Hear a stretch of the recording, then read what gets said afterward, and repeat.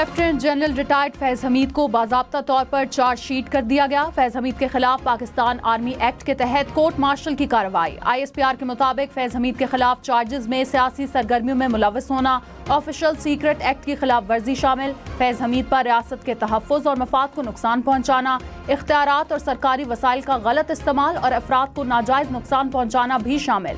मुल्क में इंतशार और बदअमनी से मुतालिक पुरतशद्दुद वाक़यात में फैज हमीद के मुलव्वस होने से मुतालिक अलहदा तफ्तीश। इन पर तशद्दुद और बदअमनी के मुतअद्दिद वाक़यात में 9 मई से जुड़े वाक़यात भी शामिल तफ्तीश हैं।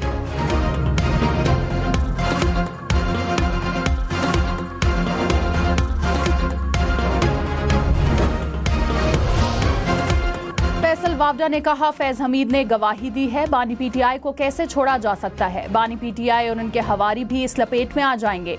ठीक वक्त पर ठीक काम हुआ। 75 साल बाद मुल्क में ताकतवर का एहतसाब ऐसे हो रहा है जैसे आम आदमी का होता है। 14 दिसंबर को सिविल नाफरमानी का जो ऐलान होना था वो भी मिसफायर हो गया। रहनुमा मुस्लिम लीग तलाल चौधरी ने कहा, ये चार्जशीट फैज हमीद और बानी PTI ने गठजोड़ पर है। इस मामले को मंतकी अंजाम तक पहुंचाना चाहिए। उन्होंने मुल्क को नुकसान और डिफॉल्ट के दहाने तक पहुंचाया। साबित हो गया 9 मई को एहतजाज नहीं बगावत की गई थी। फैज हमीद के ट्रायल को सैबोटाज करने के लिए सिविल नाफरमानी की कॉल दी गई।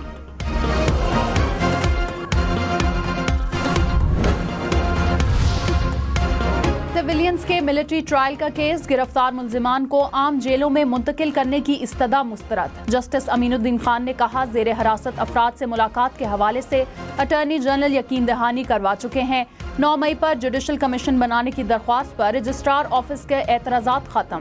आईनी बेंच का बानी PTI की दरख्वास्त को नंबर लगाकर समाअत के लिए मुकर्रर करने का हुक्म। जस्टिस मोहम्मद अली मजहर ने कहा, दरख्वास्त में फौजी अदालतों में ट्रायल कलअदम करार देने की भी इस्तदा है। फौजी अदालतों से मुतालिक तो मुकदमा अलग से चल रहा है। जस्टिस मुसरत हलाली ने कहा, अगर कमीशन बन भी गया तो सिर्फ जिम्मेदारी ही फिक्स करेगा। जुडिशल कमीशन रिपोर्ट का फौजदारी मुकदमात पर असर नहीं पड़ेगा।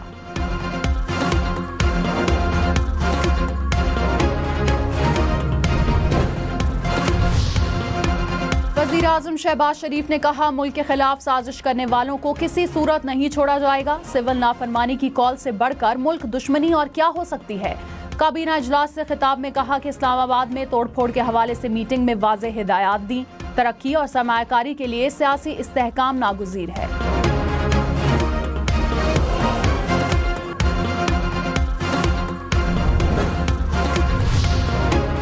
वज़ीर आला खैबर पख्तूनख्वा अली अमीन गन्नापुर ने कहा, सियासी से इख्तलाफात के बावजूद सब मुल्की और कौमी मफाद के लिए आपस में बैठ सकते हैं।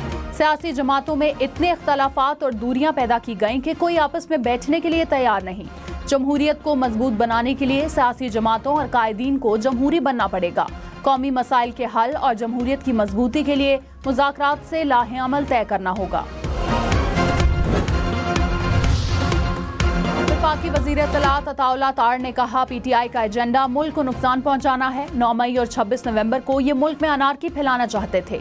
इंतशार फैलाने वाले किसी एक शख्स को भी नहीं छोड़ा जाएगा। फौज और अवाम के दरमियान दरार पैदा करने वाले मुल्क को कमजोर करना चाहते हैं। तहरीक इंसाफ का पाकिस्तानी प्रोडक्ट के बायकॉट की मुहिम अफसोसनाक है।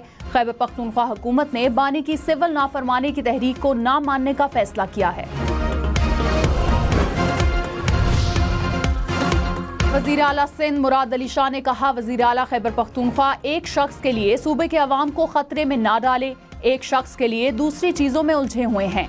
मैं सिर्फ वज़ीर आला खैबर पख्तूनख्वा के लिए हिदायत की दुआ कर सकता हूँ। मुल्क में दहशतगर्दी की एक और लहर आई हुई है। खैबर पख्तूनख्वा और बलूचिस्तान दहशतगर्दी से ज्यादा मुतासिर हैं।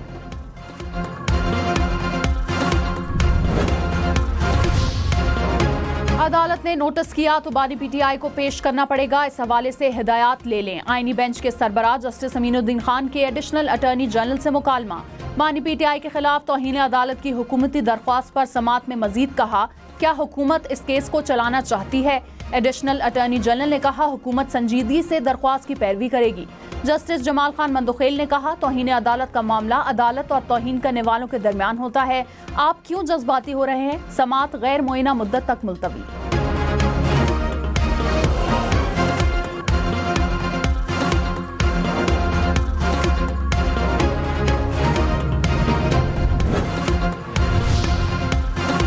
वज़ीर आज़म शहबाज शरीफ ने कहा, शाम में फंसे हुए पाकिस्तानियों के लिए फिक्रमंद हैं। शाम में 250 ज़ायरीन गए थे। ज़ायरीन के अलावा 300 मजीद पाकिस्तानी भी वतन वापस आना चाहते हैं।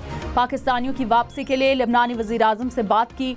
लेबनान से रास्ता मिलने पर बैरूत से चार्टर फ्लाइट्स के जरिए इनखला मुमकिन है। शाम के हवाले से हमारी सफारती पॉलिसी ये है कि न्यूट्रल रहें।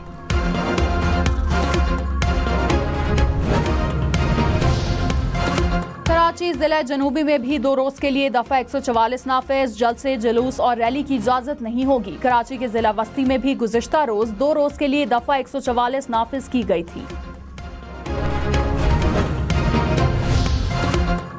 पाकिस्तान स्टॉक मार्केट में तेजी के बाद मंदी। मार्केट में 1,11,000 पॉइंट्स के बाद मनफी रुझान। 100 इंडेक्स में 600 से ज्यादा पॉइंट्स की कमी। इंडेक्स 1,09,000 पॉइंट्स की सतह पर आ गया। वज़ीर आला पंजाब मरियम नवाज का दौरा चीन का दूसरा रोज। चीनी कम्युनिस्ट पार्टी के इंटरनेशनल डिपार्टमेंट के सरबराह से मुलाकात। कहा, लोकल गवर्नेंस और देही तरक्की के लिए चीन के तजर्बात से फायदा उठाना चाहते हैं। मरियम नवाज की पंजाब में चीनी सरमायाकारी के लिए भरपूर तावन की पेशकश। वज़ीर आला पंजाब के एजाज में बीजिंग में जोहराना भी दिया गया।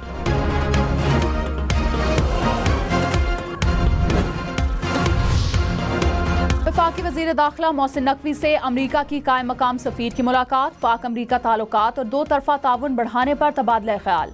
वज़ीर दाखिला मोहसिन नकवी ने कहा, गैर कानूनी मुकीम गैर मुल्कियों को इस्लामाबाद में रहने की इजाज़त हरगिज नहीं दी जाएगी। कानूनी दस्तावेजात के हामिल किसी भी गैर मुल्की को इस्लामाबाद से नहीं निकाला जा रहा।